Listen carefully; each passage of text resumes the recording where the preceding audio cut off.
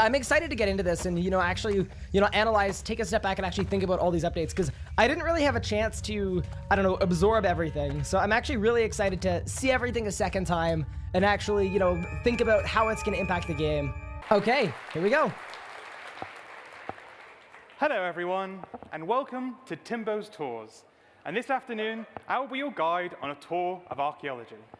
Today, you'll get the chance to see some of the awesome sights and a taster of what you'll be able to get your hands on. Let's head first to the Caridian Desert for our first stop of Caridet. Found near to the Jewel Arena, this ancient fortress and stronghold once housed Zaros's armies and fell to the ongoing onslaught of Zamorakian forces during the God Wars. Can I just say, presentation-wise, I really like this keynote.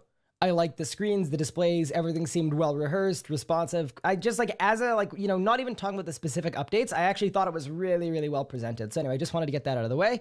And yeah, let's do it. Previously thought lost to all Zarosian allies, this excavation site's manager, a certain Dr. Nabanek, knows different. Unlocked at level 5 archaeology after completion of your first qualification, this is where your journey begins through the skill. Do not fret, however, this is not an excavation site just for interns. Hidden in the deep vaults, you'll excavate Zarosian weapons, opulent religious pieces relating to Zaros himself, and unearthed scrolls relating to ancient magics. Our next stop. So, a couple things to unpack there. So they've got Zarosian weapons, and they said also scrolls for ancient magics. So I'm wondering if that's going to be new spells, or if that's going to be just like, I don't know, something lore related more. But it's all really interesting there. And he just kind of like stumbled over it. He didn't comment on it. He didn't say what they were going to be. But I think it's cool how, when Invention came out, it tied together a bunch of different skills. It changed the metas for basically every single, skilling aspect and combat. It's cool to see archaeology possibly doing the same thing here. Did I try archaeology at Jagex? No, I didn't go to Jagex. I wasn't invited. This past year, just because they only tested it with EU creators, so I know literally nothing about it other than what they've said in this keynote. Takes us to the eastern coast of Mauritania, where some of our more eagle-eyed tourists have already seen this in the volcano. We now know modern Mauritania to be dark and full of blood-sucking terrors, but this was once a Saurodominus stronghold, and the jewel of that was the Iceni settlement of Everlight. Thank you. Oh yeah, that's another one. Did I get a chance to play archaeology at RuneFest? I actually didn't. So I was just going from kind of thing to thing. So I had meetings in the morning, and then I went from panel to game show to being on the keynote reveals. So up to this point with the keynote, I actually hadn't seen the venue yet, or actually gone around yet, which was a little bit crazy, but it was one of those years. And then after that, I spent most of the time just meeting people and, getting to chat with people. So I actually never got to try out archaeology or explore the venue, but it's all good. I still, I got to see videos and clips on like Twitter and stuff of people trying it out, and everything ends up on Reddit anyways, so it worked out fine. And what you all want to hear about, the rewards. What treats lie in store for intrepid archaeologists who excavate and restore artifacts from the past, you might ask? Well, let's get started talking about ancient summoning. Deep in the heart of the infernal source, after discovering the secrets and unearthing its treasures, you will learn how to bind the will of powerful demons to you through the summoning skill. Using a binding contract forged with new materials found in the infernal source, with your usual charms, of course, you'll be able to bind existing demonic slayer creatures and summon them with all of their own unique effects. I don't have the full itinerary written down here for the tour, but I do have a few sneak peeks. First up, we have the Ripper Demon. The Ripper Demon's passive effect will be to deal more damage to its target for how much health it has. And its scroll effect will be to replicate the Ripper Demon's death jump attack. Next up, we have... The death jump attack is interesting. So my guess with how that's going to work, and you guys can weigh in too, my guess with the Ripper Demon is it's going to... For a mob with less than X amount of HP, it will be able to KO it. So I have a feeling it's going to be something that'll be really good for Slayer. That's sort of the vibe I'm getting there. That's what I would guess. But I am pretty excited about that. I think it's going to be interesting. I'm gonna give that, you know, the first thing we're actually giving an update impact to. Well, actually, you know what? We should scroll up. We should talk about archaeology. First off, you got to give it a 10. It's a new skill. Excitement level, I am going to give it a 9, personally, to me, just because, you know, I think it ties in a lot of loose ends in the game. I'm excited to train it. I'm excited to, you know, go for that 120. I'm excited to just have a ton of new content that's going to connect a lot of things together. So, you know what? I give it a solid 9. But now, on to the Ripper Demon. Let's get in there. Down we go. Impact, I mean, actually, maybe we should bundle all the familiars together. Yeah, we'll just do that. So we're gonna leave that there, and then I'll go through all of them one at a time. I'm kind of hoping that these familiars allow them to rebalance some levels. So an example is, if you've got 2 familiars stronger than a Steel Titan, I'd love it if they dropped the Steel Titan to like level 87, you know, and did a bit of a rebalancing, and then they put all these new familiars right at the top. But I don't know if they're actually going to do that. That's a little bit of like wishful thinking, I guess. But I wouldn't mind them doing that. We have the Abyssal Demon.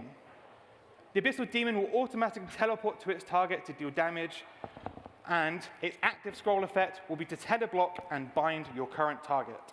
So this is a weird one to me.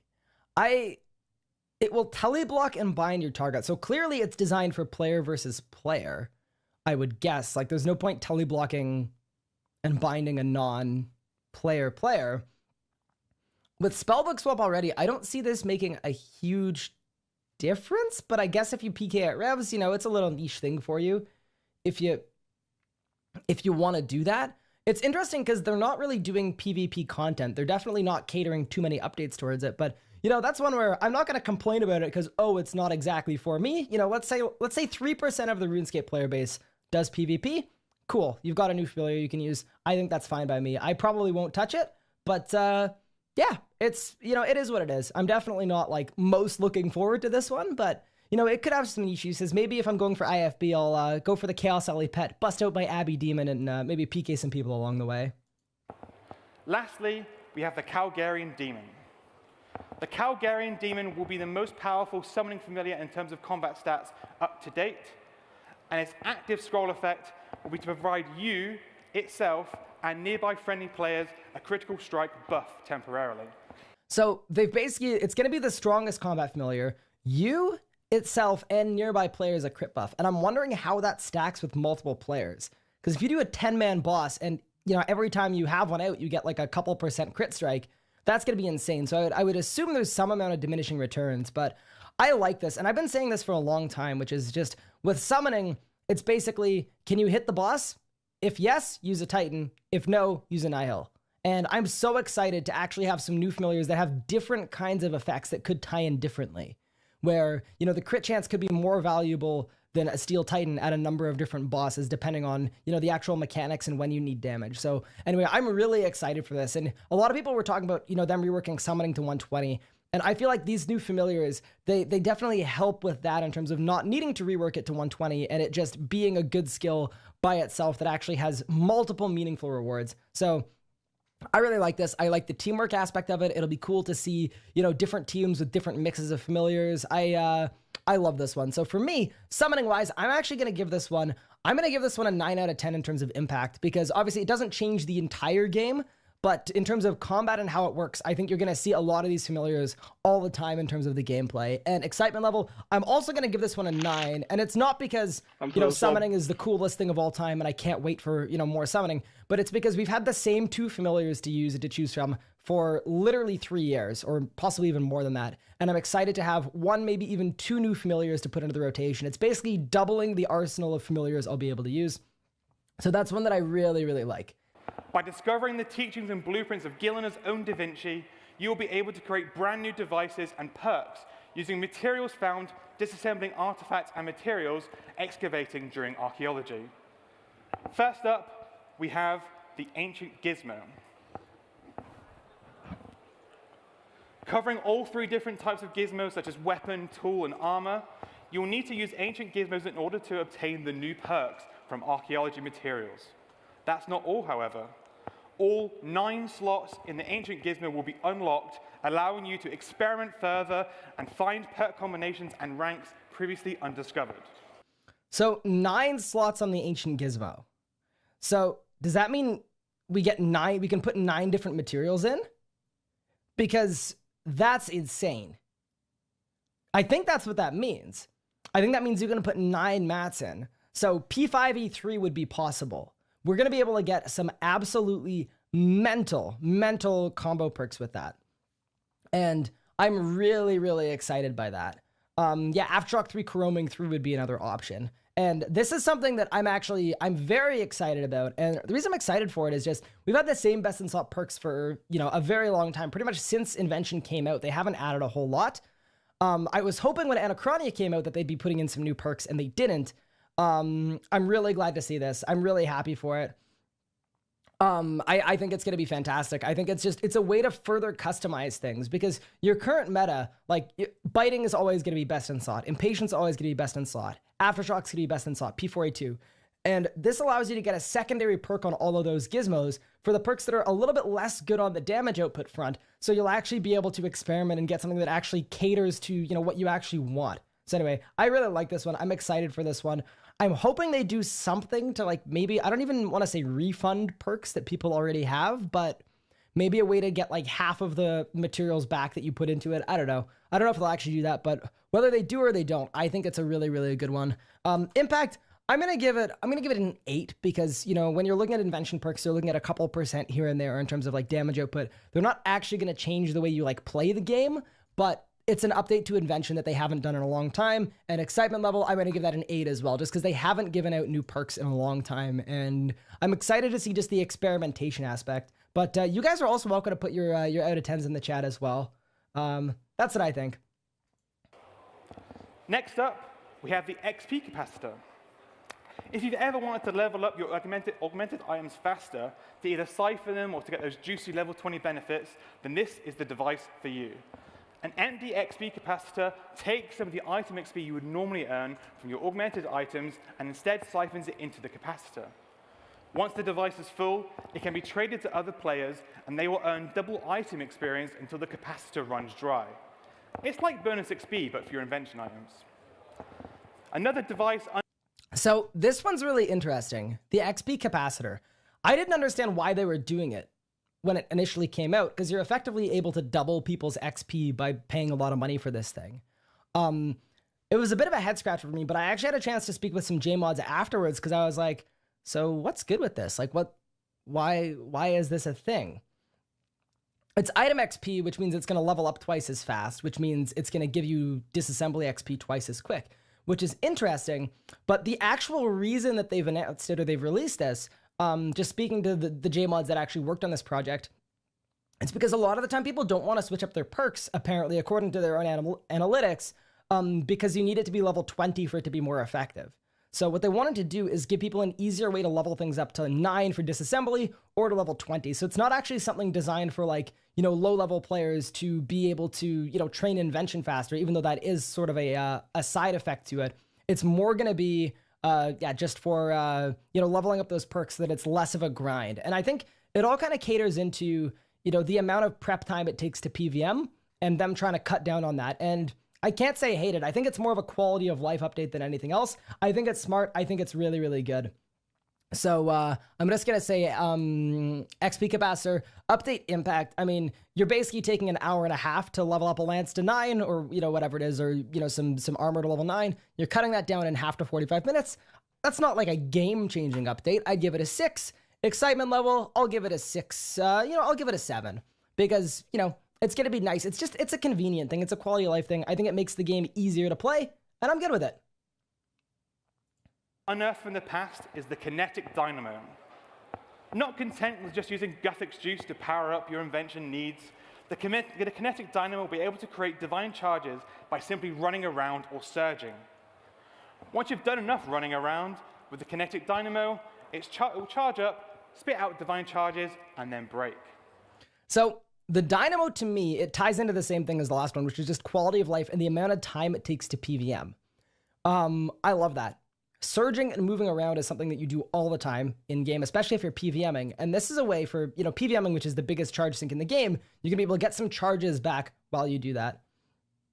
So I really like this one as well. I think it's sort of the same as the capacitor.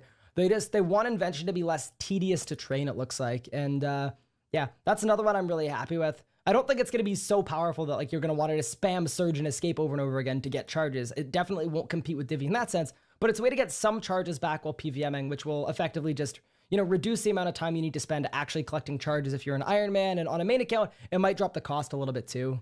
So I don't know what you guys think about it. I think impact-wise, I'll also put it as a 6, but I know if you're an Iron Man, it's probably like a 9 or a 10.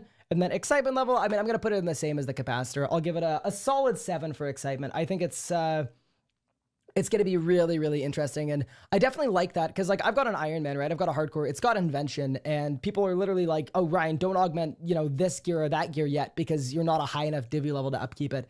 And this Dynamo could be changing that. So I like it. I think it's a really, really good update. It's quality of life, which I know sometimes people like overshadow it or don't really care too much about it because, oh, it just changes, you know, this, that, or the other, like little things. But I don't know. I think you make enough changes to the little things and you really greatly improve the whole game. So anyway, I like. The final thing to talk about for Ancient Inventions today is the ability to further enhance invention-created tools like the Fishermatic, Hammertron, and Pyromatic.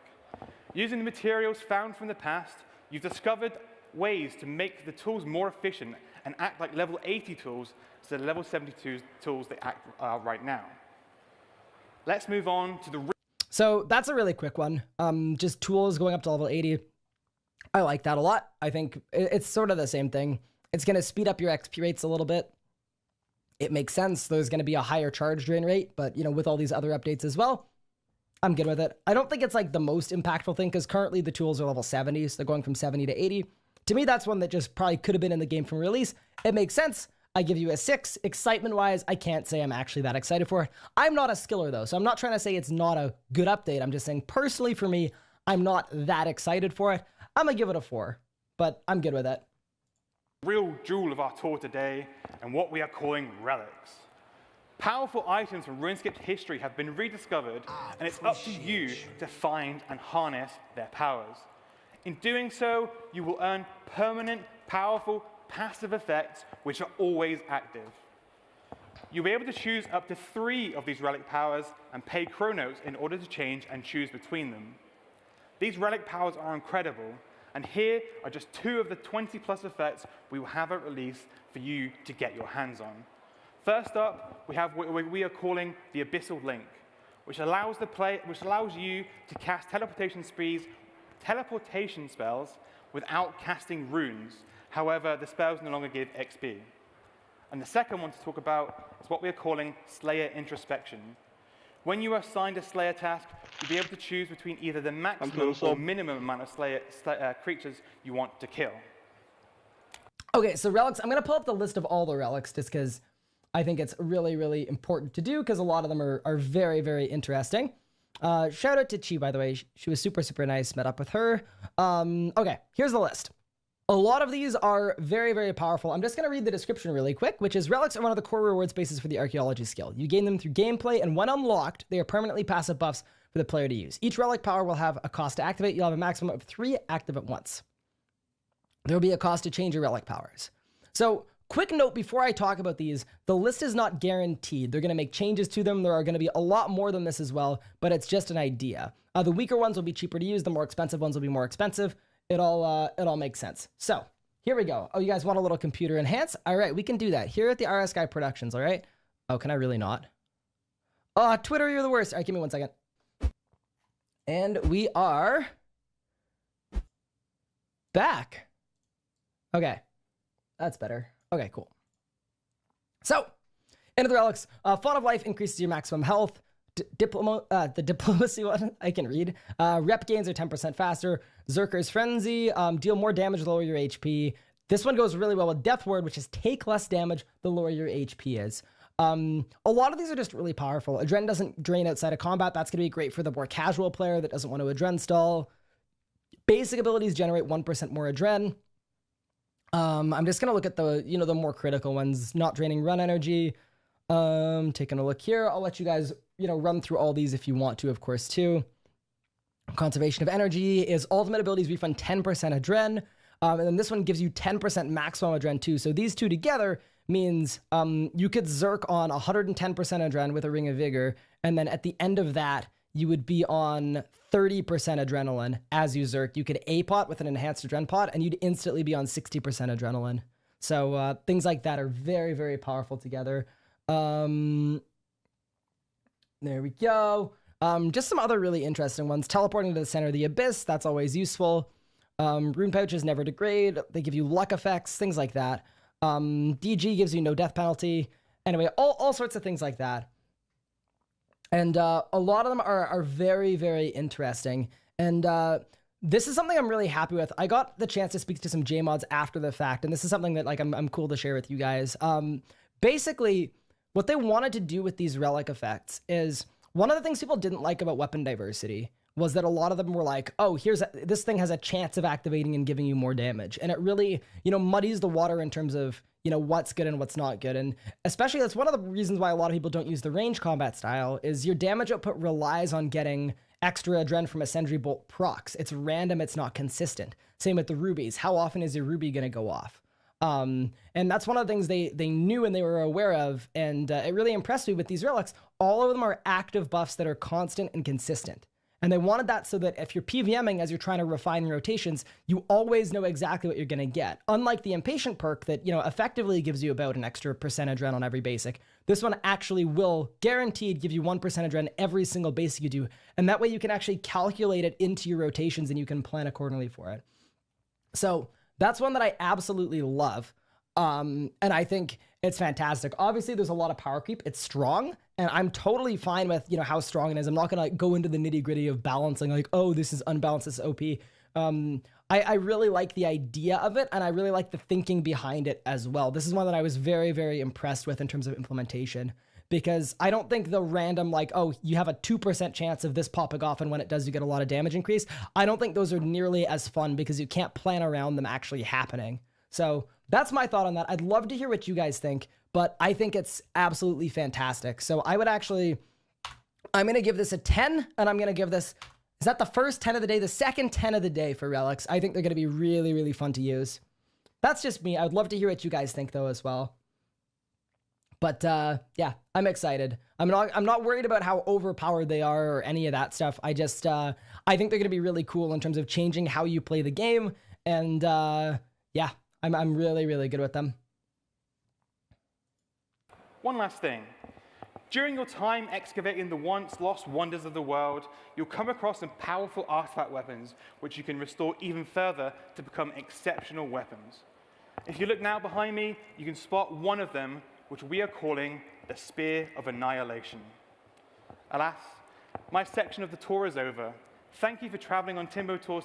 So, this is interesting. New weapons.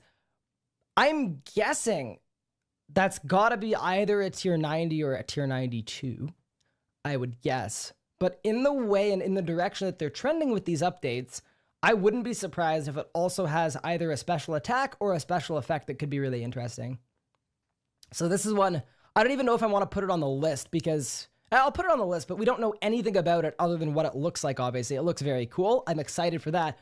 I don't have a clue where it's going to be used or anything like that, just because we don't know how good it is. We don't know what it does. So, yeah, it's interesting. And it's also plural weapons there, too. So there are going to be numerous weapons, whether they're, tier 82 or tier 57 or tier 98. We don't know, but it's really interesting. And something I had a thought of here, which is, that was grammatically an absolute nightmare. I'm so sorry. I'm sick. Tylenol is doing the very best it can.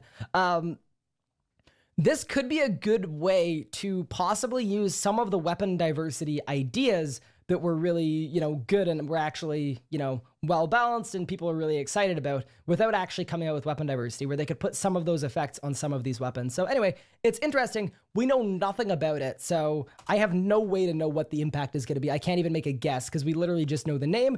Excitement level, I'm also going to say, like, I don't know. I don't know what they do yet. But, yeah, it'll be interesting. It should be fun. My section of the tour is over. Thank you for traveling on Timbo Tours today, but now it is time to hand back to our expedition leader, Mod Osborne. So first off the bat, is this an elite skill? Does it go up to 120? Okay, this is not an elite skill. This is a skill that everyone can play as soon as it drops. And Elfie as well, thank you for the 10. The archaeology will be going up to 120 on launch. As you can see from everything we've talked about, we've spent a large amount of time, love, sweaty buttocks and dirty mattocks, and packing this skill to the rafters. And more content will be dropping into the skill over the year and beyond. It's worth noting there will be an embargo on all lamps, stars, bonus XP, double XP, and other skill boosts until 6 months after the skill launches. This is good. The embargo is good. And I love how, like, on Reddit and stuff, everyone is like, I bet they're releasing a new skill so that they can sell lamps. And it's like, every time they put out a new skill, there's been an embargo on lamps, on BXP, on all that stuff.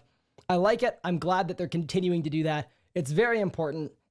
I think it's a really good, it's a smart approach. It allows there to be competition on either for the high scores or just, you know, seeing who's the best at training this new skill and release. So that's one I am very happy with. I am very, very good with it.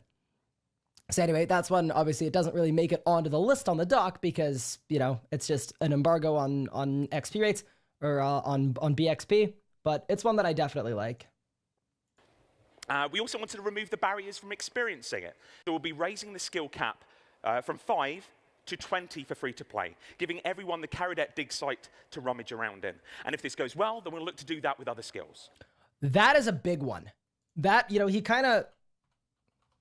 He went over it very quickly, but they want to raise the skill cap for this new skill to 20 for free-to-play players. And I know, like, most of us in the chat are probably members because, you know, most of these updates are members related, but that kind of ties in with the new player experience, I think, for me, because almost everybody starts out in a free-to-play, and this is something I love to see them doing more of. This free-to-play content, and I would love to see them, he said, doing it to other skills as well. I think, you know, for me personally, it's not super impactful. Obviously, I'm a member, I'm Max. This is a great update to me. This is a great idea to me, and personally for me, like, impact-wise, I would give that a 9 if they're raising a number of skills up to level 20. Excitement level, obviously, I'm not personally, like, that excited to play it myself, but, you know, for the new guy coming up, for the free-to-play players, I think it's fantastic. That gets a 9 and a 9 for me. I think it's unreal.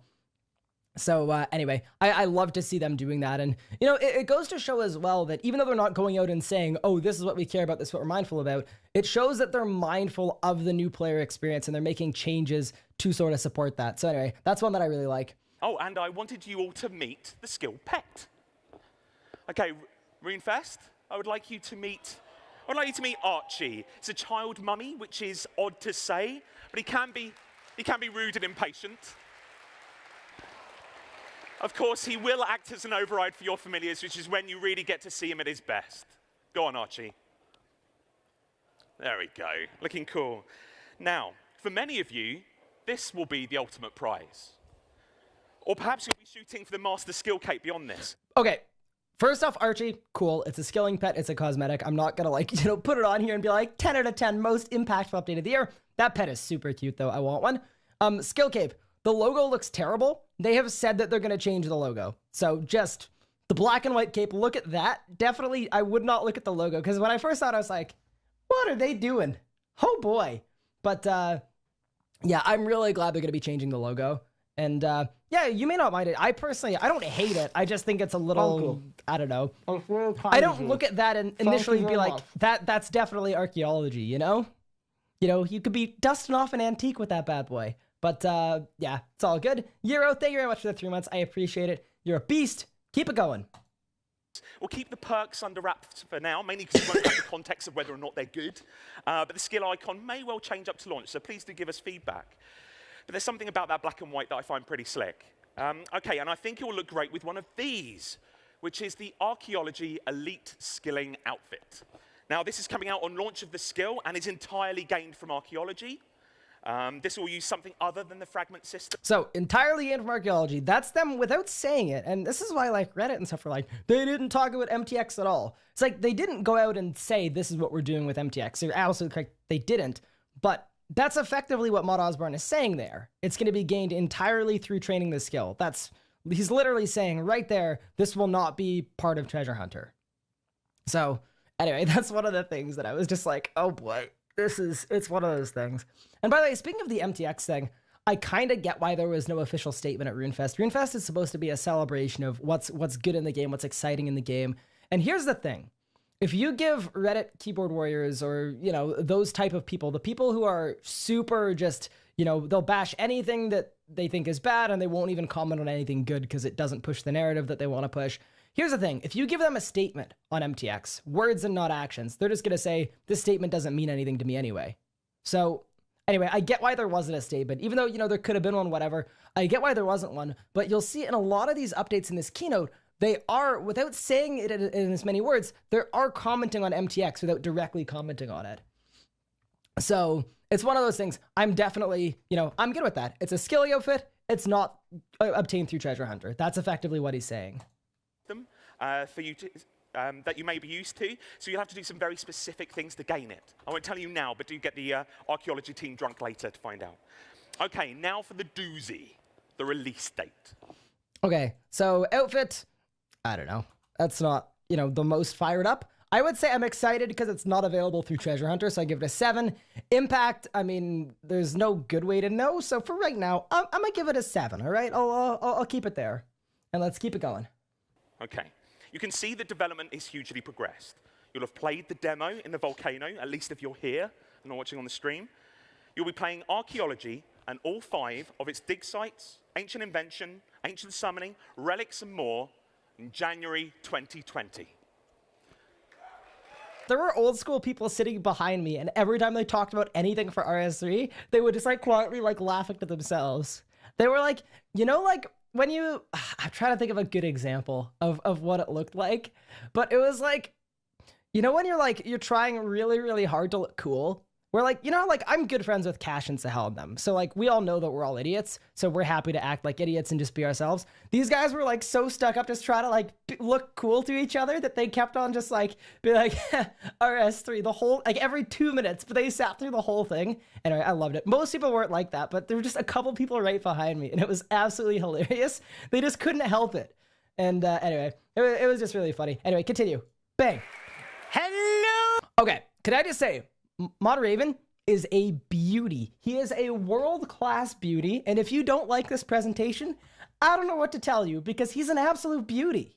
Oh, my delicious sweet potatoes! Granny here and here to tell you about a marvelous new development opportunity that's come my way. See, the boffins over the museum have discovered this enormous, bloody great island filled with lots and lots of fertile land that needs a granny's touch. That's right, my dears. It's time for the Pottington brand to expand into new real estate. Which means, my dears, you and I are going to build a farm on this great big island. Yes. We've got this lovely little island just off the coast of Anachronia. You've probably seen it. It's a beautiful spot for us to build some paddocks on it. So between us, by which I mean mostly you, bad back, we are going to add 5 entirely new pens, 2 large, 1 medium, 1 small, and 1 carefully reinforced breeding pen. But we're not just raising sheep and cows anymore. Oh, no, dears, no. We're going to expand our agricultural ambitions, and we're going to focus our attention Love you, man. on Appreciate raising great big reptiles. With 14 entirely new species to raise on the farm. We've got frogs. These poisonous blighters should be quite useful.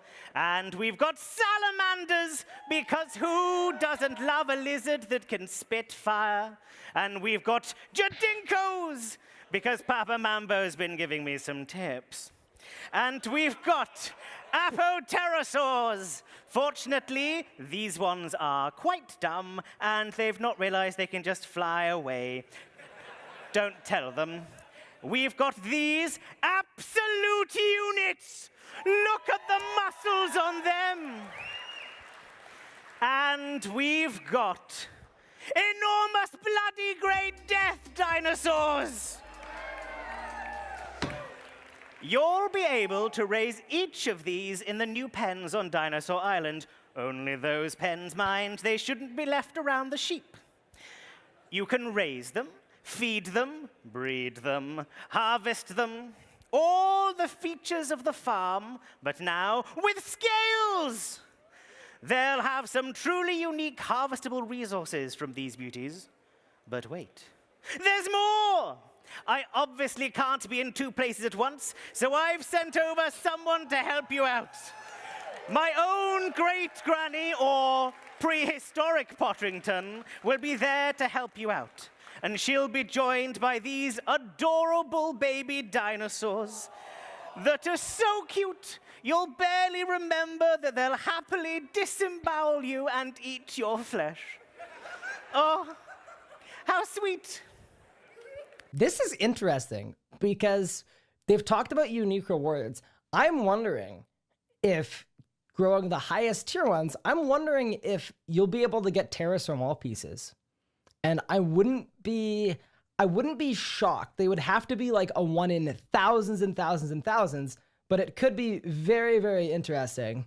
It's a thought that I had, and I wouldn't be shocked if it happens because the weapons already come into the game through skilling. So anyway, it'll be interesting to see if they do it. I'm sure they'd make it so Hunter is still by far the best way to do it. But I wouldn't mind if, you know, they did a 1 in a million for a Hex Hunter bow from a Nihil. Oh, sorry, from a Zarite bow from a Nihil. I would love it if they did like a 1 in, let's say like 50,000 for growing a dinosaur to get a Terra Maul piece, because it would just be that thing that like it would never ever happen. It would happen to a couple people a year, but it would just be really, really cool. So anyway, appreciate you. I would like to see it. I think it would be pretty cool. Dino Bait would be another really good one as well. But anyway, I also wanted to say, just Mod Raven, he's so fantastic at presenting these things. I know someone's gonna be like, oh, it's so cringy, whatever, but like, he is so like in character and he's so just like in it and he's so like with it, and it's really impressive to see, because like I presented things before. I strive to be as like in the moment as Mod Raven is there. He honestly just does a fantastic job. It's cringe when someone's excited about something. I know, right? Everyone's like, oh my god, it's so cringy that he's excited about the game that he's been working on for the last 10 years. I hate it when that happens. Alrighty, in we go. You'll need to build this farm yourself using the resources you've already been gathering on the island. And you'll have to find the animals by hunting down the great big lizards, catching them in traps, and generally mass murdering their parents. You know, the usual. All your boosts, such as multiple traits and improved shiny chances, will carry over from the existing farm. It's going to be quite the opportunity, dears. Why? With this new farm and all these lovely ingredients, you could make some very special stuff. I mean, the possibilities. Whatever we'll be able to do with all of these things. Oh, for God's sake. What is it with you and this bloody LARPing? Mod Raven, everybody.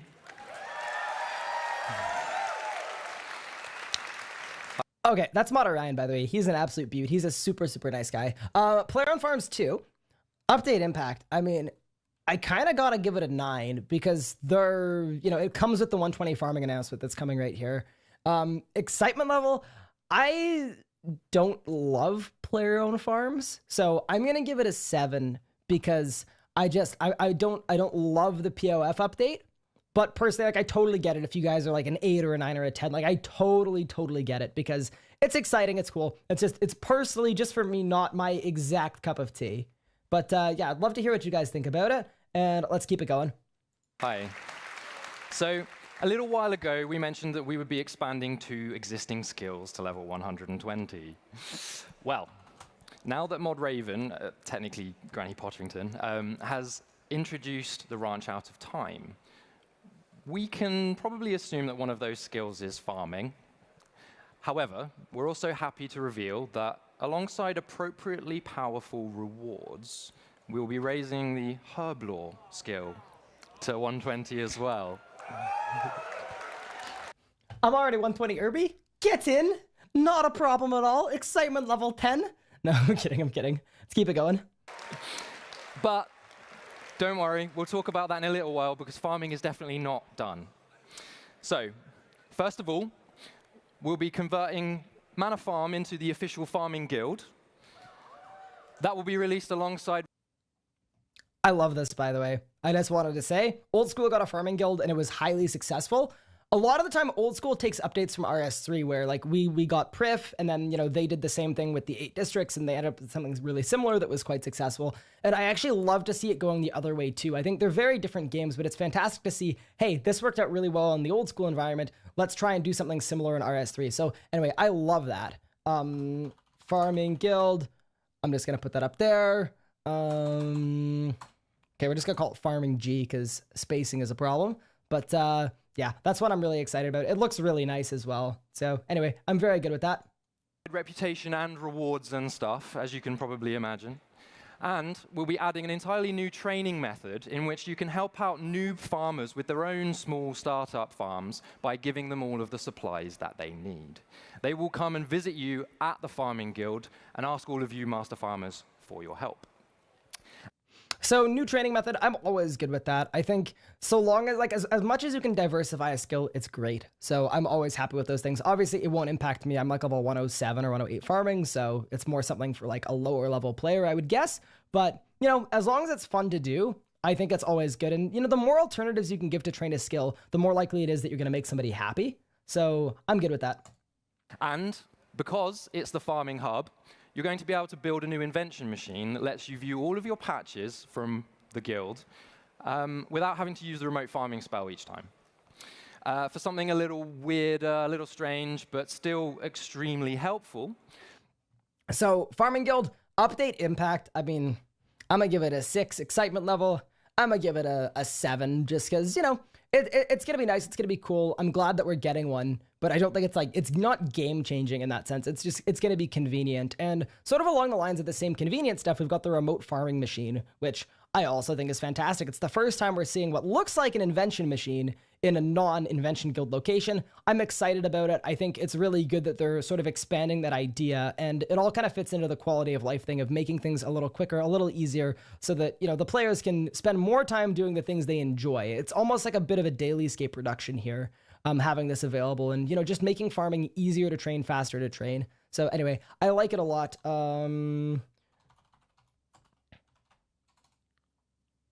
Perfect. I love spacing.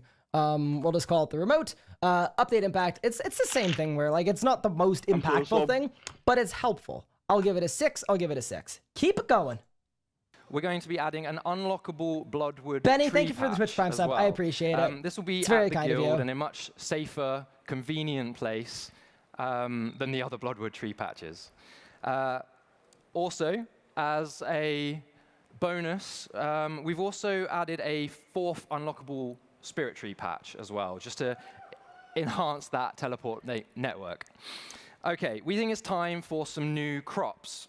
Something to grow other than dragons and dinosaurs. So we've added dragon fruit.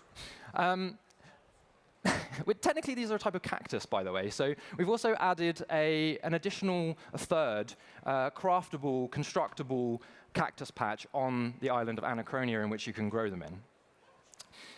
That's not all. In fact, we've added a whole manner of new produce to grow. For example, these high-level mushrooms. We're adding carambola, chiku, and guarana fruit trees. We're adding mangoes, avocados, and lychee fruit bushes as well. And if that wasn't enough, you'll be able to plant a money tree in the farming guild. That's if you're lucky enough to find the seeds, by the way. All right, obviously, we're adding a new emote and 2 impactful master farming perks. These help you with growing crops and help you raise the animals and dinosaurs on your farm. All of this means that we're adding a ton of farming produce, as well as having recently added the Arbuck herb with the Anachronia update. So let's talk herb lore. So as for the new crops, they're introducing, like 12 to 15, probably even more than that, new herbs. I wasn't counting them all out, but new crops, new herbs. I think it's good. Obviously, that's going to make a very big difference in terms of, how we play the game. And we don't know what the effects of these new things are, but based on, everything else they've done and how impactful most of the other things they've announced and released are going to be, or sort of look like they're going to be, I would say it's safe to assume this is going to be quite impactful in terms of like how the game actually, plays. There's no way they're going to be releasing these things to do nothing. I would be very surprised if they did that. Just based on how the rest of the day has gone, I think there's a lot of a sense of like they want to make sure things are making a big difference and they change the way you play the game. So for me, I am going to put an 8 there with a star, which is I'm going to assume it's going to be in and around an 8 in terms of how much it impacts the game. Even though we don't know what the actual effects are, there are so many different things there, and there's a lot to unpack. I think it's all, there's a good chance some of it or most of it is going to be useful. Excitement level, I'm always happy for new herbs. I'm always happy for new content. I'm always happy for that stuff. So I'm going to give it an 8. Let's keep it going. All of the stuff that you'll be farming will be used to make this new base ingredient called Primal Extract. This opens the door to some of Gillenor's pretty powerful and potent potion recipes. Let's take a quick look at them. Obviously, we've added a new tier of weapon poison. I love this. I think they should give it a new name. It's just like weapon poison, in 2025, it'll be weapon poison plus to the power of 7, which is, always fun, but, I'm interested. We've combined prayer and summoning pots. So I'm gonna give this a 6 and a 6. Like weapon poison, it isn't the most interesting thing to me because all it is you drink it, it gives you extra DPM for doing nothing. So I don't think it's really game changing, but it's interesting. And I would love to see them do something with this where it's maybe untradeable. Maybe, I don't know what you guys think about that. But I'd love to see it be a little easier to make than the current Weapon Poison Plus, where you need the coconut milk and you need to get the nightshade as well from the cave. I would love to see them doing something, untradeable, exciting with all of it. So anyway, that's sort of my thought there. Into one.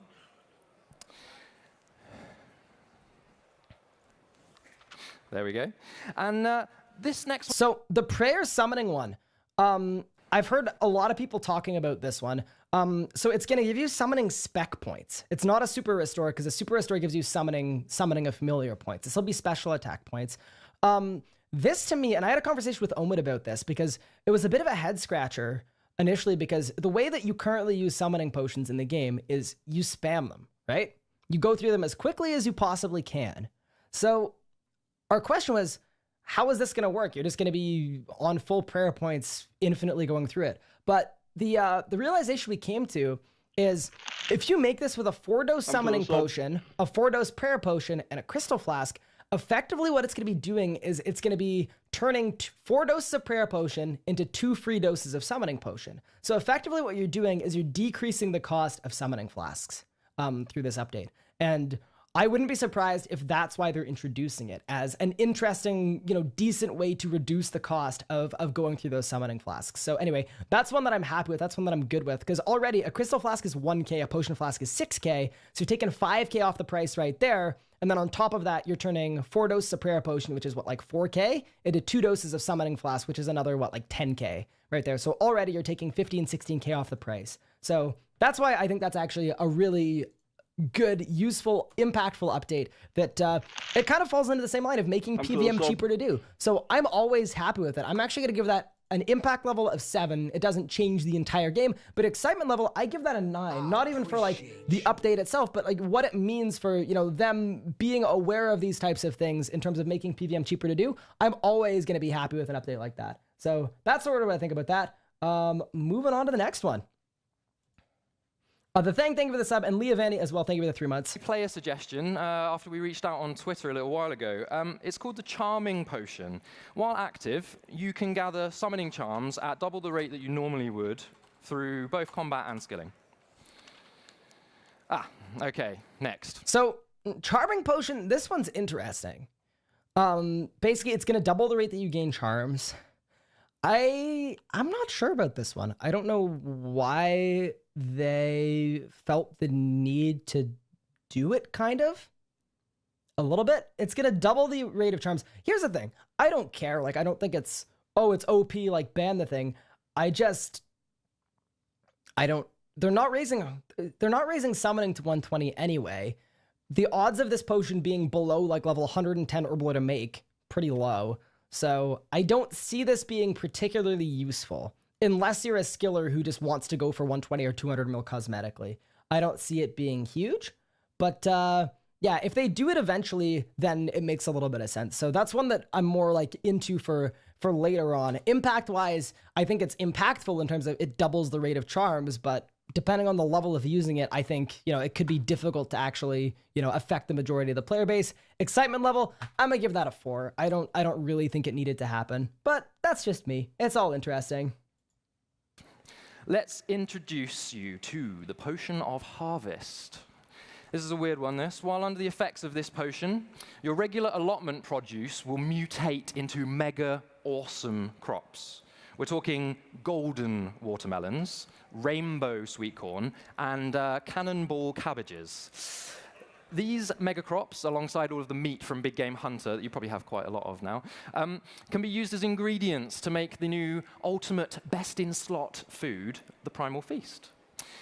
This can be unpacked into multiple portions in your inventory whenever you wish, which means that its healing potential per inventory slot is absolutely huge. Right, now that we've covered... Okay, the Primal Feast is very interesting. So you're putting it in your invent, you're chopping it up in your invent, and then you're eating multiple portions. It's interesting. It's a new mechanic we haven't seen with food in a long time, unless you're factoring in like a basket of cabbages, for example, or a basket of strawberries that are definitely like a lot more relevant in something like old school because they heal a percentage of your life points and they stack up. But they've said right here, he just said it right there, it's going to be better than a brew in terms of HP per invent spot.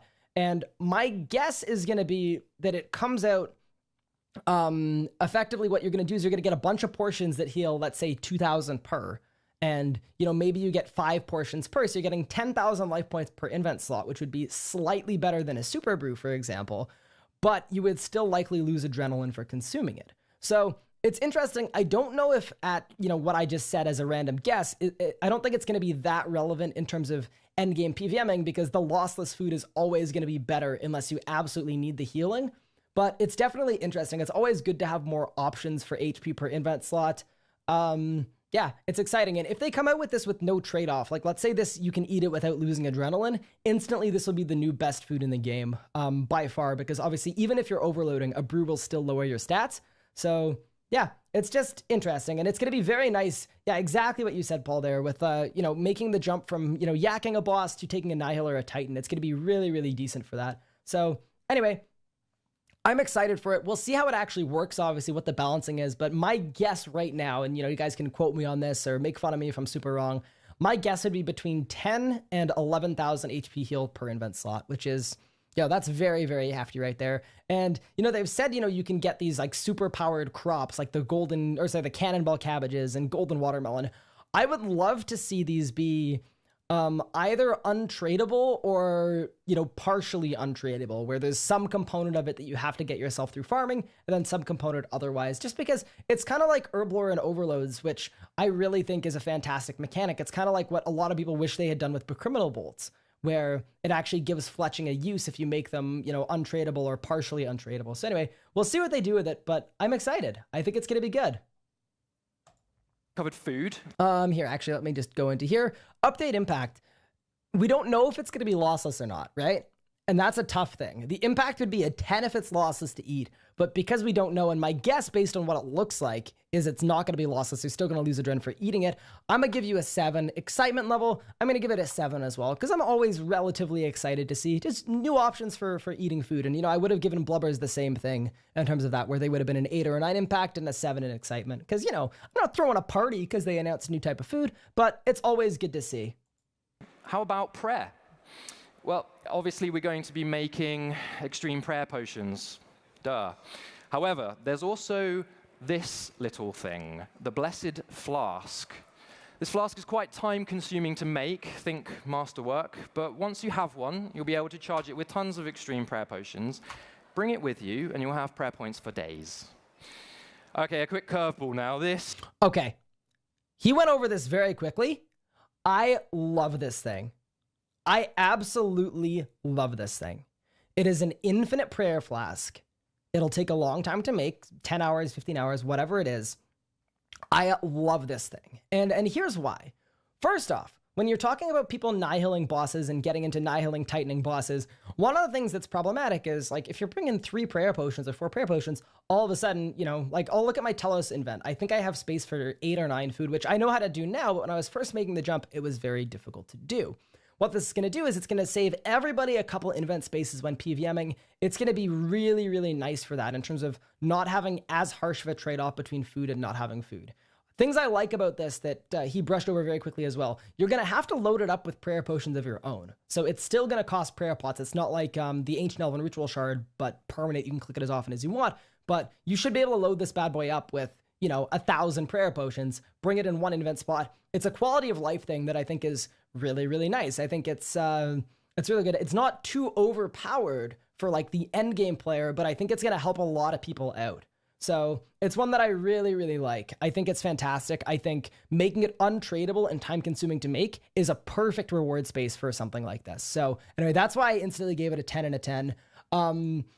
It's something where once again, it's a 10. I'm not throwing a party because of this thing, but I really like the thinking behind it. And I think it's the type of thing that is nice to see. And thus far through all these updates we've been through, a lot of them are very meaningful. And I like that a lot too. A lot of them will change the metas. A lot of them will change the way you play the game. And I think that's something that's been missing for the last 3, 4, 5 years in terms of most updates being sort of niche or, you know, not that good. Every single thing on this list we've gone through today pretty much is very useful, is going to be interesting, is going to be fun to play with. So anyway, I like it. I'm excited for it.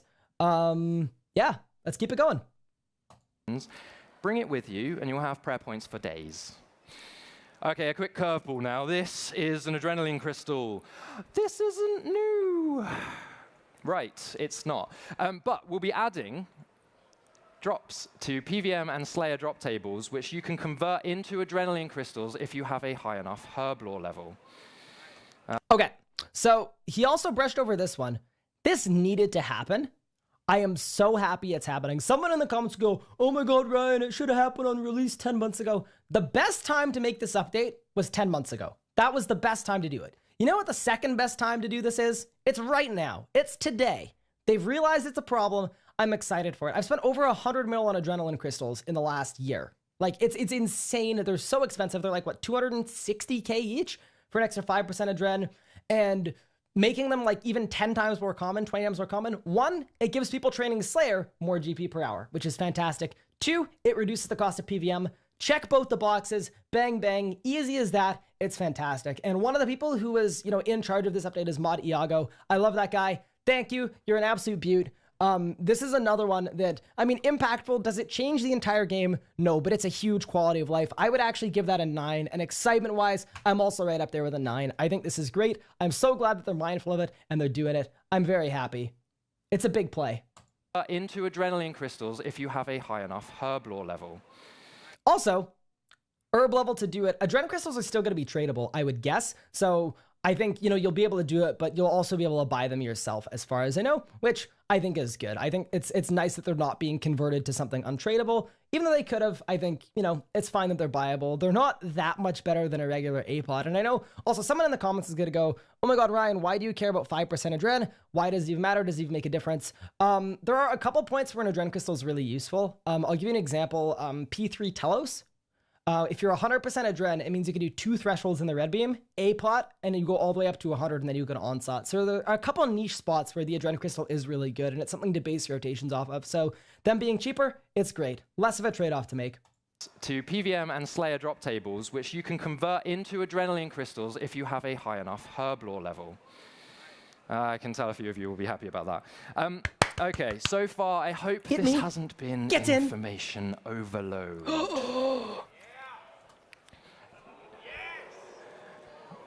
Introducing the Elder Overload. This boosts your combat stats by 17% plus 5. So 17% plus 5, that's going to take your stats to 115 plus 5. You're going to go up to 120. So it's going to be a regular Overload is 116, a Supreme is 118, and Elder is 120. These are going to be made by taking an existing Supreme Overload salve and then adding something to it. They haven't talked about what that is, but it's going to be another 2+ stat boost on the Supreme Overload. We like it. as you probably expected. So that's going to be the salve. There will be a standard one as well, obviously, that will be made differently. But if you've made a bunch of salves, don't worry, because you'll also be able to convert into like an Elder Overload salve that'll have everything in it. Stats do not round up. No, it's going to be 120 as far as I know. Should be exactly 120. And finally, we have 2 entirely new genres of potion. Okay, so right off the top, Elder Overload. Oh boy, I mean, impact, you're going from 118 to 120 stats. It's not like that's the most impactful thing, but, you know, it's cool to see. I'm always excited about it. I'm going to give you a good 8 excitement level. I'll say an 8. It's interesting. It's fun. They're going to look cool. I'm good with it. Bursts. They can double your health pool. They can... Okay. Double health pool. That's kind of crazy. I'm trying to think where that would actually be good, because people are initially going to go, oh my god, that's so broken. But looking at the boss in the game, where could you actually use 20,000 HP? Right? I'm thinking high enrage Telos, and I'm thinking tanking green bombs, and I'm thinking onslaughts. KK green as well. Those are the ones that I can think of. Other than that, I don't see it being like that useful. KBD on your hardcore cash. I ought to ban you, sir. Ice prison. I mean, even then, you're not gonna die to an ice prison. So anyway, it's interesting. It's all really interesting. I don't think it's gonna be that broken actually for a short amount of time. It's gonna be niche, and I think that's fine.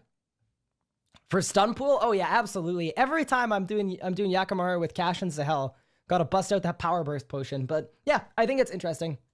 Can make you extremely fast with unlimited surge charges. Basically, they give you crazy powerful effects for a short burst of... Unlimited surge is another very interesting one, where on paper it's like, oh my goodness, I'm sure clue hunters are gonna love that thing. I'm trying to think, like, where would I actually, like, you know, use that? It might be good for adren building between Rago phases. For example, if you end a phase on like 20% adren, you're still in combat, you could actually just surge off global cooldown and continue getting adren. That's where I think I would probably use it. But other than that, I don't see it being super game changing. It'll be good for Rot's tunnels. But it's all interesting, and I think they're gonna last for like what, 10 to 20 seconds, something like that. I think it's all interesting. Escaping in the wildy, I would bet they don't work in the wilderness, so I wouldn't worry about that. But yeah, it's really, really cool. It's interesting. Yeah, so it'd be spamming surge. Oh, did I say off global cooldown? I meant on global cooldown. So every 1.8 seconds, basically, you'd be able to get a gen for the surge. But yeah, anyway, it's gonna be interesting. I'm excited for it. Crystal Lore, thank you for the 11 months. I appreciate it. Of time. And something we're particularly excited about, craftable bomb. Okay, so power burst potions. I would say impact like a 7, excitement a 7. It's gonna be interesting. They seem pretty niche though to me right now. They seem relatively niche, but still they could be fun to play around with. Now we've got craftable bombs, which is pretty interesting. Okay. These are an entirely new content, combat mechanic. You'll be able to launch poison bombs, sticky bombs, and vulnerability bombs. Okay, so we've got poison, we've got sticky, we've got vuln. Vuln bombs, I'm guessing, aren't going to touch affinity, although it'd be very cool if they did. That's going to be a really good way to vuln with all 3 combat styles, as far as I know. That's cool. Sticky bombs, I'm guessing that's either a stun or a bind. Could be very good at any boss that's stunnable just to get that 188% damage rack, where, you know, if they're lossless to use, you can chuck those bad boys on and you'll always be able to deal that extra damage. It could be very interesting for breaking Telos' freedom. Another thing I thought of too is on the normal spellbook right now, at Telos, one of the reasons it's not as good as Ancients is because you can use an Ice Barrage auto attack like in the font to break Telos' freedom, and then you can stun lock the boss out of that. And what it does is it allows you to get through all of phase 4 without getting a single auto attack. Using one of these bombs to accomplish the same thing could mean you could see people using normal spellbook at Telos, just, you know, for an easier Telos kill kind of thing, a little bit less complexity with the spellbook swaps and all that stuff, and still being able to get really good effective kills. So I think it's useful and it could be interesting. That's one, yeah, I'm pretty good with. Do I reckon they will stack? upon first inspection, based on what they do, I wouldn't be surprised if they stack. I'll be honest. My guess right now would be that they stack. That's what I would say. But yeah, anyway, let's go back and rehear what he had to say about them. Something we're particularly excited about: craftable bombs. Okay. These are an entirely new content, combat mechanic. You'll be able to launch poison bombs, sticky bombs. Oh yeah, and the other one was the poison bomb, yeah. That one, I mean, it's interesting because we've already got weapon poison plus, and we've got Cinderbanes and everything else. But yeah, we'll see what they do with that, how they make that unique. Overall, though, with the bombs, they seem quite impactful. Bombs, they make the game easier. Whichever unfortunate for, victims newer and areas you choose. These area effects linger for a short while, so any unfortunate enemies that fall prey to them will be affected by the effect while they're active. That sounds like 1 minute. Can I just say that short while? I would bet it's, unless these things are like stackable and really easy to reapply, it's going to be a minute. If they make them like 10 seconds and you have to click on one every 10 seconds, I just think that wouldn't be the best design. I'd be surprised if they did that, unless there was a way to like auto deploy them. Okay. Here's the Master Herblore. Okay, so craftable bombs, I'm going to give the impact, I mean, it's got to be at least an 8. Excitement, I'm going to give it a 9. And here's why. It's not because the 3 effects they've given are like insane. They're going to change the whole game. But I like that they're giving us different ways to apply something like a Vuln. I think it's going to be fun. It's going to be useful. I think it's going to be good to play around with. And yeah, that's why I'm really excited about it. Perk, which directly assists the production of overloads. Right. Why farming and herblore? You might be... Okay, so let me go back here because he went over this very, very quickly. This Master Runescape perk is exactly what a lot of people have been asking for a long time, which is you can create Overload Supremes, Elder Overloads in batches of 5 using 20% fewer ingredients.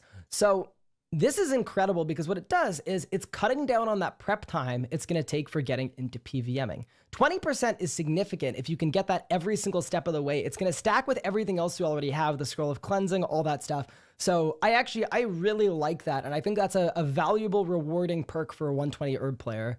And yeah, it's the same thing where once you've done the 120, it's going to give you, quicker, faster, less expensive access into PVMing. That's something I love to see. That's a 9. That's a 9 for me. I think it's really good that they're super mindful. They did it with Divine Charges earlier of, the cost of PVMing and how much time it takes to actually go and kill the boss you want to kill. So anyway, that's what I really like. Right. Why farming and herblore? You might be thinking. Both skills have a significant amount of content from 1 to 99, and herblore is in fact completely stacked at the higher levels. But also, farming is one of our most popular skills, especially with the introduction of player-owned farm last year. So thanks for the 18 months. But more importantly, these two skills enhance and supplement each other as a pair, which means that it's much smoother for us to design a fulfilling experience for you. As a development team, we feel that a number of criteria really needed to be met before that we were comfortable updating those two skills to 120. So let me just reel these off. We think it's important to have valuable content and unlocks at every new level. We also... Okay, unpacking that, I like it. I mean, it's tough to do. It's a very tall order to say every single level needs to be valuable, interesting. But effectively what they're saying is there are going to be over 20 new unlocks between level 99 and level 120. And that's something that I like because, yeah, everybody knows what it's like to level a skill. Like, I'm just trying to think, like mining, smithing before the rework, right? Anytime you get a level, most of the time, nothing's even popping up that's new that you can do. And, it feels like a lot of the levels are pretty arbitrary. Divi is another good example with that, where a lot of the levels, especially like early on, like you just don't unlock anything. So anyway, I like to see more of that being added. So every single level you get will get you access to something cool. So anyway, I like that idea from a design standpoint of saying, hey, every single one of these levels is important. Every single one is meaningful. I really like that, just sort of as sort of like a design goal or plan that's going to kind of come along with a lot of the updates this year. So want worthwhile goals and milestones to aim for, obviously. We want the journey to not feel like a complete grind, which means fair XP rates and a variety of training methods and mechanics.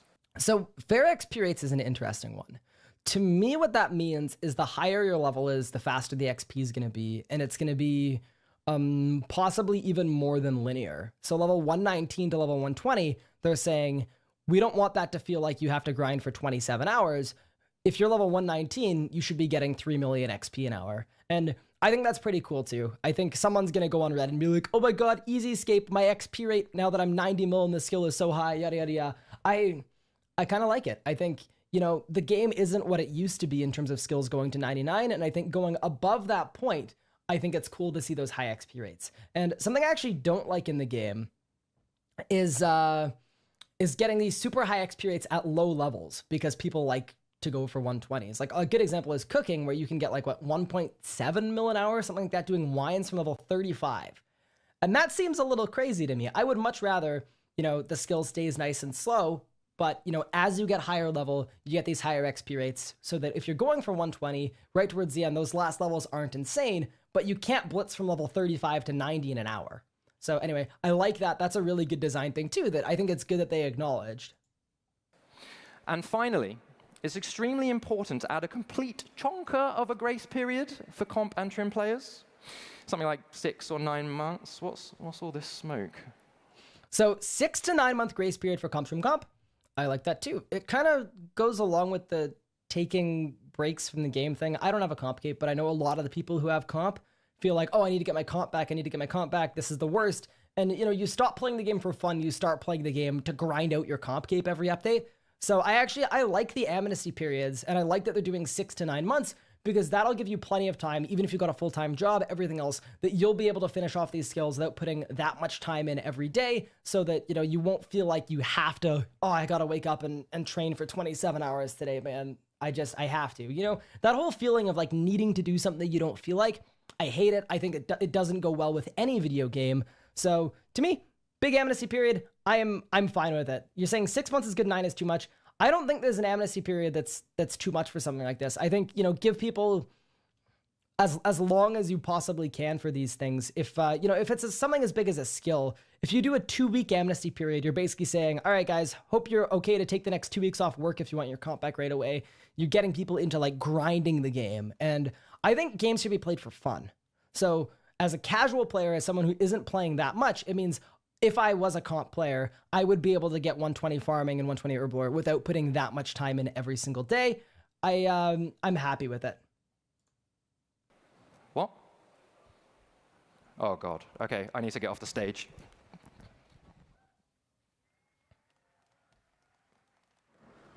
Okay.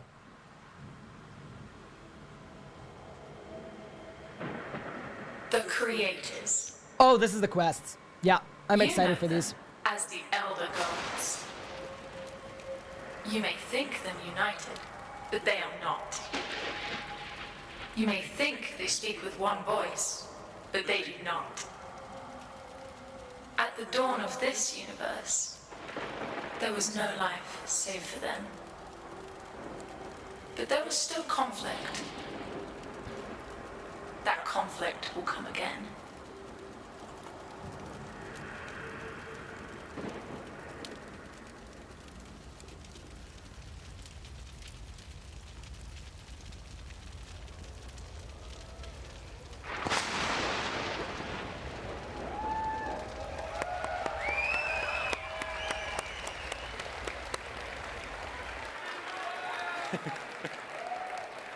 Alas, we are Oh, I gotta talk about this. Look at Mod Osborne's shirt. Someone made a Reddit post with Runefest bingo and like all the bad things that were gonna happen. He printed it out, he put it on a shirt, and then he started crossing things off as they happened. Can we get some claps? I love that. This was literally the highlight of the keynote for me, was seeing Mod Osborne's freaking shirt. He's an absolute legend. I love it. I would pay good money for that shirt. It made me so happy to see that, you know, they're aware of this stuff. Obviously they are. And I know some people, it's going to like rub them the wrong way. Like, oh my God, they didn't talk about this, that, and the other. And they knew that we had a concern about it. It's Reddit. You can't make Reddit happy. There's no way to do it. So why not put it on a shirt, wear it, and tell everyone, we see your concerns, we get it. There's no making you happy. Let's try and win some bingo. So anyway, I love it. I think it's fantastic. Approaching the end. Hopefully there's been something revealed so far that has wet your whistle a wee bit. Okay, so before they get into the timeline, Elder God Wars Dungeon. So, as far as I know, Elder God Wars Dungeon on a release will be 4 bosses. I'm to the sub. Kind of like God Wars 1 and God Wars 2. But there is a plan for a 5th boss.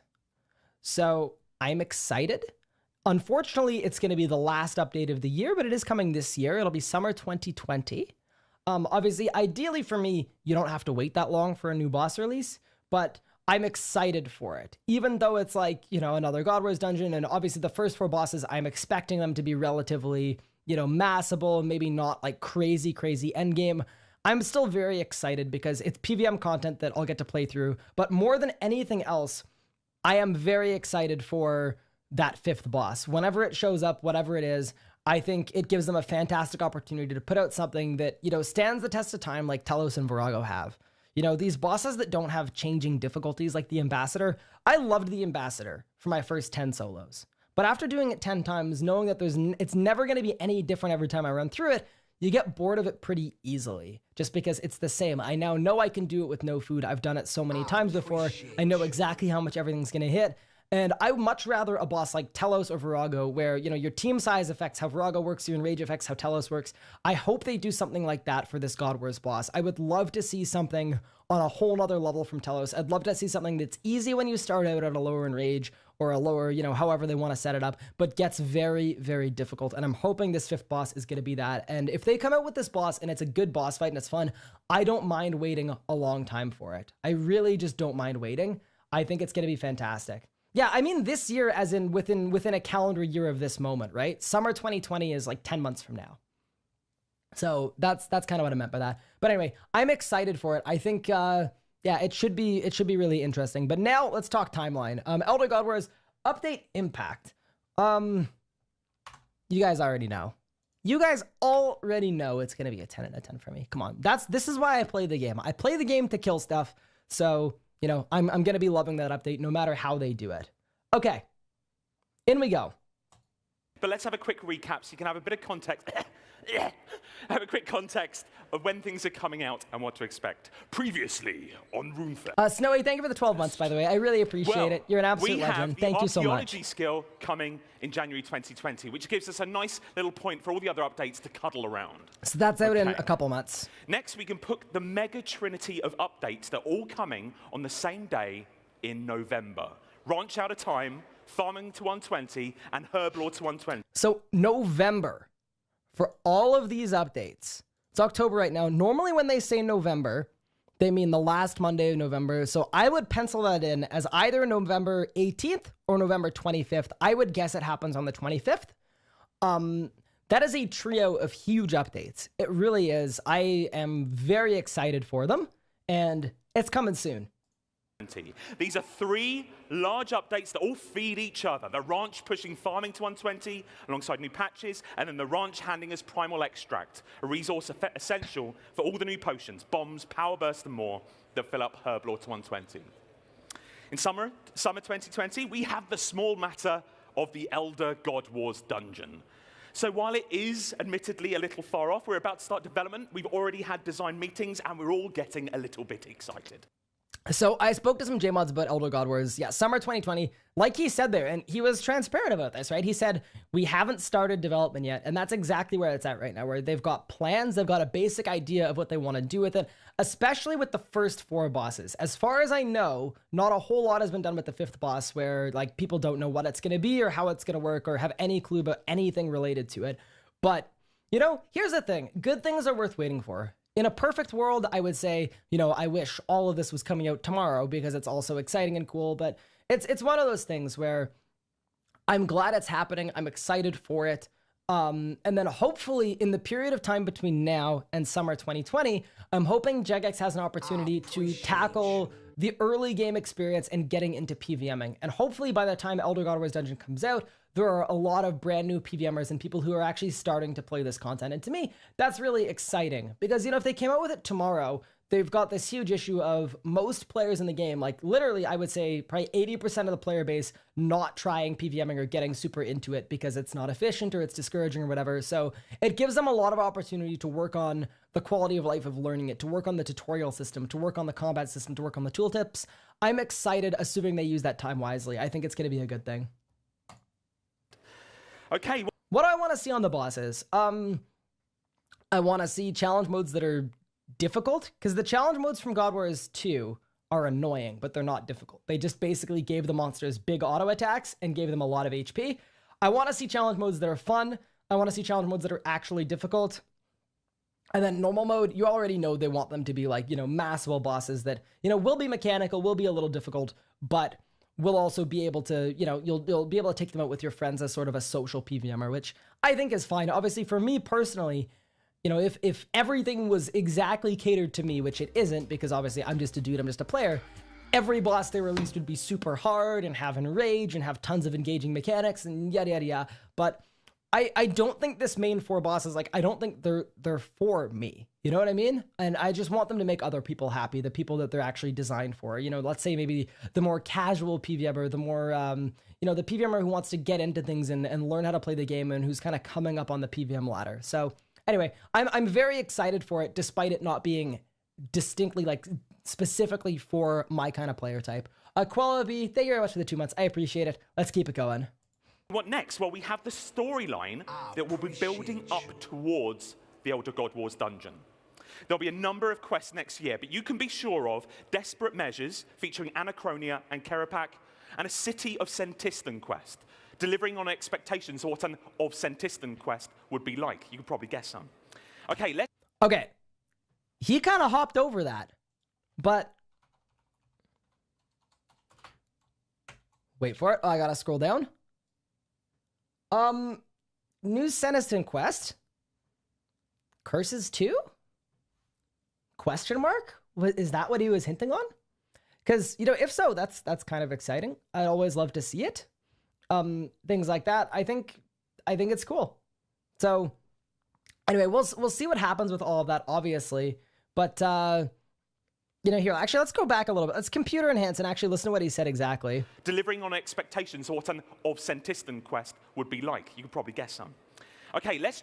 Yeah, you could probably guess some of expectations of what it would be like. So anyway, that's not a confirmed anything, but I would love to see, you know, they talked about new spells earlier. I'd love to see some new prayers as well. It's always interesting. It's always cool. That's not something where I'm like, oh, this needs to happen, but it's a cool storyline. It's an exciting storyline, and I think it is going to be a lot of fun, even though, you know, obviously we know nothing but the name of it.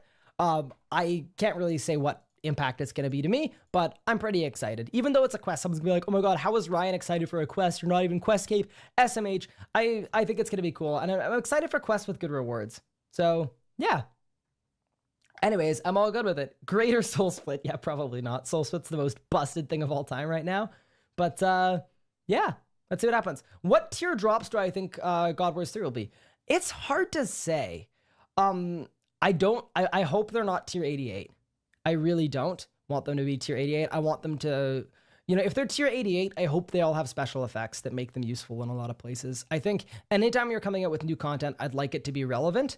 You don't want content that goes over other content. Like, for example, if you have a God Wars 3 boss that drops a scythe that's identical to an ox scythe, you know, that's probably not good either. But I would love to see, yeah, items with meaningful effects that are useful to play, even outside of the tier system. I definitely don't want these things to be like, oh yeah, this will be your new best Vindicta killing weapon. You know what I mean? So we'll see what happens. Tier 90 with tier 92 accuracy, tier 88 damage, something like that could be really nice. Or, you know, you could even play around with something like this. Something like, let's say, tier 94 accuracy, tier 88 damage would be a really interesting one too, because at that point, you'd be able to have a 100% hit chance at a boss like Telos. You wouldn't need a Nihil for it, but still, damage-wise, you're not going to be able to get the same kill speeds as someone who's using a tier 92, tier 92. So anyway, I think there are a lot of cool things they can do with it. I just hope whatever it is, it's meaningful. But I would love to see them play around with very high accuracy, even on lower damage, because that's something that'll help a lot of people to get into PVMing. So anyway, that's one that I'm excited for. I think it's going to be cool. chuck on some more. Let's leak some more. Let's announce some DRS more. leakage? Uh-oh. We don't want Help. archaeology to be launched and for us to not update it further, particularly as people approach the upper reaches of the skill. We also don't want to forget about Anachronia. So expect Orphan, a dig site on our charming land out of time focused on the top end of archaeology. You can expect to reveal some lost knowledge about the art of ancient potion making here, which will contribute further to Herblore to 120. We're also very aware that recently we haven't been giving you content at the rate that you would like. So to address this, the episodic content team are doing 3 things that we feel will go a long way, and we'll be talking about them more in the coming weeks. So I'm glad he said that. We know that you guys aren't happy with the rate of content. Because to me, with all the MTX outrage and all that crap that I'm not even going to talk about because it's all been said a million times at this point. Ultimately, for me personally, I think people are more outraged about MTX when you've got an MTX update every week and we haven't had a content update for 14. So him saying that, I think, is really good. And I think it's good to know that Jagex and the player base in this instance are on the same page in terms of, hey, we realize that you guys aren't happy with this. Here's what we're doing about it. And I think, yeah. Anyway, that's really, really good. And I'm happy that he's taken the time to mention that. I think it's really important that he took the time to mention that as well. First, we're going to be expanding the team temporarily to take on a couple of updates that will allow us to get ahead of ourselves and add contingency if other updates change. So they're saying they're expanding the team. They're bringing in more people to work on episodic content. Cool. Other updates, this team will be working on a new pets project. Osborne's words have proven empty again and again. Why would I believe him this time? You can believe whatever you want to believe ultimately, right? And you're the exact reason why they didn't make an MTX statement. If they had made a statement about MTX, you would have just said, well, they're just words anyway. So obviously it's something where they need to prove themselves. They need to actually do it. And, it'll be exciting to see how they do it. But, when they're giving you words in these statements, I think, sure, you're welcome to take it with a grain of salt. You're welcome to not trust them. That's totally fair enough. That's up to you. But for me, the fact that they're talking about it it's never going to be a bad thing to communicate better. And that's where I'm at with these things. That's what I would say anyway. They can't come out with a year of updates in one day and then everyone's like, oh, we're all happy now. We saw the updates, They've got to do this thing. They're giving us so much more than last year in terms of they're giving us all of the updates. They're giving us the timeline they want to be running off with all of this. And they're even talking about like the actual, content team and how big the team is going to be and what they're doing to make sure there are more updates coming out. So I think it's all a positive direction, right? It's tough to be like, well, all these reveals are just words, so it's all meaningless. Like, sure, if you want to think that way, you're absolutely welcome to. Personally, for me, it's enough for me to get excited about. And, I'm gonna think about it that way. In the same vein as combat and skilling pets, we'll be finishing the set with pets of ports, farm, minigames, clue scrolls, and more. And like we did Thank with you, combat Rosie, for the 2 months. we I want to get appreciate you it. involved. So I had a great expect time. competition to design the look of these pets in the next month. Go on, Presley, you can do it. The second thing we are doing to address the number of updates is to create and protect 2 sub-teams. We have 1 sub-team dedicated to making quests regularly. Guys, I don't like quests, but I know. I spoke to some people who do like quests, Galaxy Shark, for example. He was so fired up. They're now going to have a regular quest team. Instead of taking the content dev team and saying, all right, this month you guys need to work on a quest, they're going to have, it could be a smaller team, but they're going to have a dedicated quest team. I think that's fantastic. Even though it's not for me, I can still get behind it. I think a lot of people enjoy quests. I think RuneScape lore is one of the best things in the game. Even though it's something I don't totally subscribe to, I'm good with it. I think it's a good thing. And another sub-team. And we have another sub-team dedicated to working on remasters to content that you love, reworking existing stuff that is in the game. The teams will begin to spin up in the coming... So that one I'm a little less fired up about, but it is what it is and it's being communicated. So that's sort of what I'll say about that. He used the rework word, the remaster word, but yeah, we'll have to see what happens in the coming months with these actual reworks and what they choose to rework and remaster and what they choose to, actually do with this. But it's interesting. Months, but we can state that the quest team will be working on an Azanadra quest after Desperate Measures. And the Remastery sub-team will be kicking off with a remaster of Managing Miscellanea, making it worth doing, adding further ways to improve your kingdom, and more. Yeah, that's cool. I mean, Reworking Miscellanea, once again, that's not going to be like a 10 out of 10. This update is huge. It's going to change my life. It's going to do my taxes, you know? But it's decent to look into these things. I'm not even going to put it on the board, but, you know, I'd give it like a 5 and a 5 or a 6 and a 6. It's not going to be game-changing, but, you know, I'd love to see it as another way to make divine charges easier to get, for example. You know, put it on divine energy, and, you know, I definitely think it could be interesting.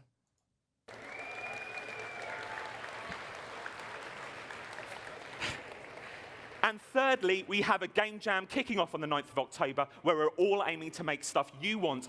Okay, this is big, and he brushed over it. Game Jam is effectively tap. If you guys don't know what that is, that was when the JMods had time every single week, like it was like, you know, half the day on Friday afternoon or whatever it was, to work on whatever they were passionate about. And tap resulted in some of the best updates the game has ever seen for quality of life, for everything, because you had creators and devs working on things that they genuinely cared about and wanted to do. You saw a bunch of the big PVM updates, you saw a lot of it, and effectively what they're bringing back is Game Jam. That's going to be, I would guess, a week or 2 weeks where the JMods are going to be told, all right, guys, we've got the Runefest figured out, we've got the new skill figured out, you guys now have 2 weeks, I want to see what you guys want to create for this game. And that's something I love. I love to see that. I think you'll get the best work out of your devs, getting them to work on things that they're passionate about and they care about. So anyway, that's something I love to see. And, you know, that's why people are clapping and excited about it. That's one that I was really excited about as well, just because in the last year and a half or 2 years, you know, they removed tap where these JMods didn't have a chance to work on the things that they necessarily wanted to or specifically wanted to. Now you're saying, all right, you're a combat dev. Let's, you know, let's make some changes. Let's get re-intercept working. Let's get heal other working correctly. Let's get, you know, anything else working that, you know, maybe is a little difficult to do or isn't working exactly correctly. I love to see it. I absolutely love it. Over a 2-week period. Okay. We're approaching the end, but before we go, there is the small matter of RuneScape Mobile. If you were part of the members beta, you'll know that we launched a fantastic new build for mobile last month. And if you weren't part of the members beta, we'd like to announce that later this year, any member with an Android phone will be able to play it without restriction. That's right, we can announce RuneScape Mobile Early Access for everyone will be coming very soon. And those of you on iOS can expect to play it later next year. So iOS gets it later this year. That's useful, and then everybody on an Android gets it. That's all good for me. I think, you know, it's cool. I'm not super into the mobile thing. I've had it for a while. I've had access. I think it's interesting. Right now, it still feels like something that a RuneScape player is going to use, you know, to sort of supplement their online gameplay. And if that's what it's being designed for, I think they're doing an okay job. But in terms of like actually having mobile-only players cross-platform that way, I think it still misses the mark a little bit. But, you know, we'll see what happens. And, you know, I'm glad they're giving everybody access to it. That's something I'm excited for. This is the important stuff. This is an effect where the tree canopies are faded out if they block the view of your player character. I freaking love this. We think this makes running around forests more convenient, and means you don't have to manipulate the camera as you're moving around as much. Next, let's look at a variation on this theme, which is as your character view is blocked by scenery, you can see the silhouette, so you always know where you are, even in a really densely populated area. It also means you can turn roofs back on. This tech in the next video also shows that we're experimenting with different... So I love that last update, being able to see through things. That's one of the things that made playing on mobile kind of annoying, is your character would get lost. It's the same on PC as well, especially if you've got a smaller display. You get lost, like in the Lost Grove, right? You get lost in all the trees. You can't even see your own character unless you zoom way in. I think that's a fantastic 10 out of 10. And it's worth noting, all of these are works in progress, so I have no idea when we're going to see them or even if we're going to see them. But that's why some of them look a little janky at times, but it's very interesting. Types of character highlights. So what we're trying here is, as you put your mouse over different objects or characters, they kind of indicate what your click will do. So if it's green, it's friendly, like talking to an NPC. Then obviously red is dangerous, combat for monsters. and blue, more utility things like picking up objects. So I actually, and I know some people aren't gonna, be the happiest with me for this. I don't actually love this one.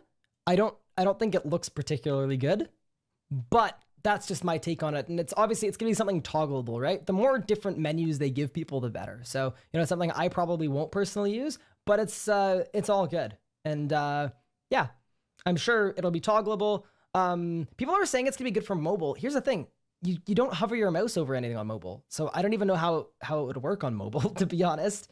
But yeah, it'll help people who are a little visually impaired as well. I think, the more options you give to people for these types of things, the happier you're going to make your player base. So it's not one I could personally see myself using, but like I said before, even if it's not for me, that doesn't mean it doesn't make things better. More utility things like picking up objects. We think this will help new players as they're learning the game, but when we've been trying it, we've also found that it's great if you play with a really zoomed out camera, or also if you're playing with a small screen. One thing for PVMing, it might be nice to not misclick on I don't know, because some click boxes are really weird, and assuming it goes over things click boxes, it'll be nice to be like, oh, I'm not clicking on Telos right now, I'm clicking on a minion. So, it could be useful for that. Next, we've also been looking at ways to improve the feel of the game, especially your movement around the game world. This is a prototype with improved pathfinding. It has the player's movement being smoothed out. It's quite subtle, so in the next video, we're going to look closer. This, to me, was the biggest one of all these updates. This is the game as it is now. Check this out. Before these changes. You can see the player character moving around corners. The motion can be a bit jagged. The turns a bit sharp. It's what we've all got used to. So if we have the version with smoothing on, check this out. You'll be able to see the turning. Look at that. More gentle, more fluid. It looks more natural.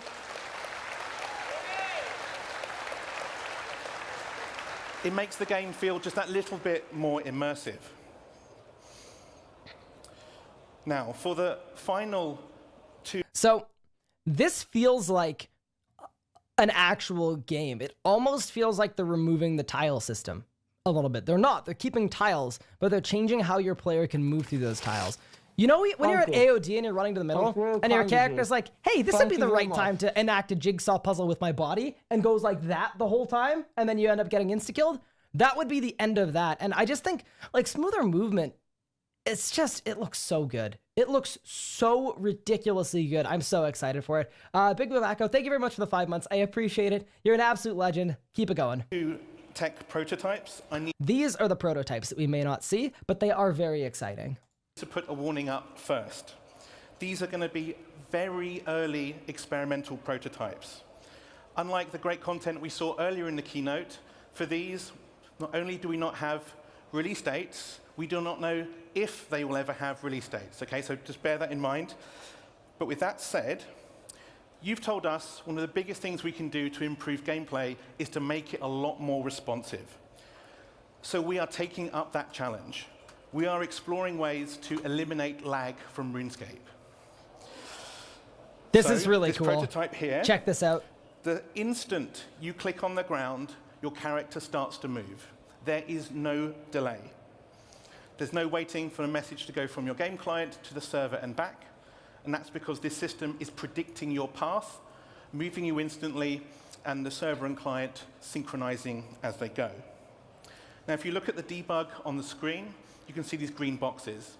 The one that's under the player character represents where the client has your position. The one that's trailing is where the server says you are. And the gap between these two green boxes represents the lag that comes from your internet connection and the speed of the game server tick. And that is the gap that systems like this are aiming to close. This is going to be so hard to implement, but if they are able to do it, I may not have to disruption shield the uppercuts anymore, And that's a good thing. Runes are expensive, but this is very impressive. Even as as a hypothetical, the fact that they've got it working in this area, I think it's insanely cool. Personally, to me, I think it's really nice. You can even see the gap of the exact difference of where you would be in the old system and where you are in the new system, and it's a big gap in a lot of these spots where you're off and away much more quickly. So anyway, I love this update. It's fantastic. Hope you're all. Thank you so much for the 4 months, Snuffles. I really appreciate it. Congrats on the Golden Gnome. Thank you so much. I appreciate that. You're a legend. Let's keep it rolling. So the last prototype is arguably our quest for the Holy Grail, a faster server tick rate. This, as you're saying here, is the game as it is now, server tick running at 600 milliseconds. And this means that sometimes there's a slight delay between your input and then the action in the game. So if we move to see the prototype, we have added a second, faster server tick system. It's actually 6 times faster. You can see the debug graphics representing that.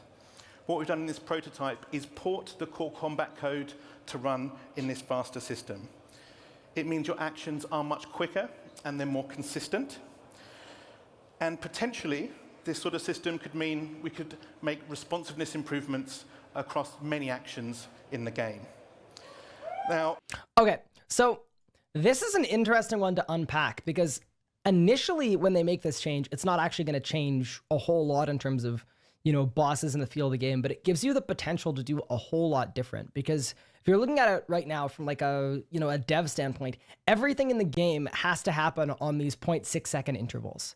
That are the game ticks. You know, your global cooldown, your attack speed, it's always going to be 3 game ticks, which is 1.8 seconds. So just being able to have monster special attacks and effects and stuff running on these baby mini ticks, I think is very, very, very cool. And it's something that, you know, people have been asking for a long time where the tick system, you know, it makes dynamic PVMing very difficult to create. And, I would love to see some crazy time precise things. If they can fix the lag aspect of clicking, where things are a little more responsive and then get rid of the tick system, you can make some incredibly fun, timing perfect, tick perfect, everything. So anyway, I'm really excited to it. People are saying, oh my goodness, rip 4 tick auto attacking, whatever else.